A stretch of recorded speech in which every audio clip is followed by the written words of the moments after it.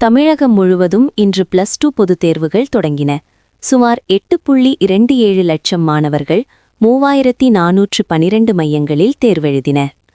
பள்ளிக் கல்வித்துறை அமைச்சர் அன்பில் மகேஷ் பொய்யாமொழி சென்னை டி நகரில் உள்ள தேர்வு மையத்தை பார்வையிட்டு ஆய்வு செய்தார். 2026 சட்டமன்ற தேர்தலை முன்னிட்டு திமுக கூட்டணியில் பேச்சுவார்த்தை சூடுபிடித்துள்ளது. விடுதலை சிறுத்தைகள் கட்சி விசிகே 12 தொகுதிகளை கோரியுள்ள நிலையில் காங்கிரசுக்கு மார்ச் 3க்குள் முடிவெடுக்க திமுக கெடு விதித்துள்ளதாக தகவல்கள் தெரிவிக்கின்றன. இன்று மாசி மகத்தை முன்னிட்டு சென்னை, கும்பகோணம் மற்றும் ராமேஸ்வரம் உள்ளிட்ட கடலோர பகுதிகளில் ஆயிரக்கணக்கான பக்தர்கள் புனித நீராடி வருகின்றனர்.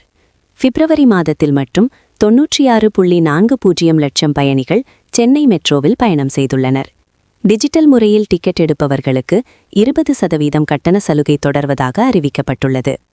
தமிழக வெற்றிக் கழக தலைவர் விஜயின் மனைவி சங்கீதா குறித்த சமூக வலைதள விமர்சனங்களுக்கு ஜனநாயக மாதர் சங்கம் கண்டனம் தெரிவித்துள்ளது.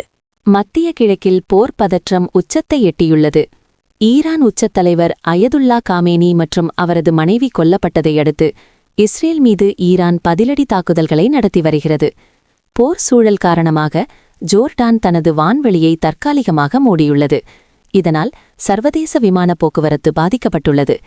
மத்திய கிழக்கு நாடுகளின் போர் பதற்றம் குறித்து பிரதமர் நரேந்திர மோடி தனது கவலையை தெரிவித்துள்ளார்.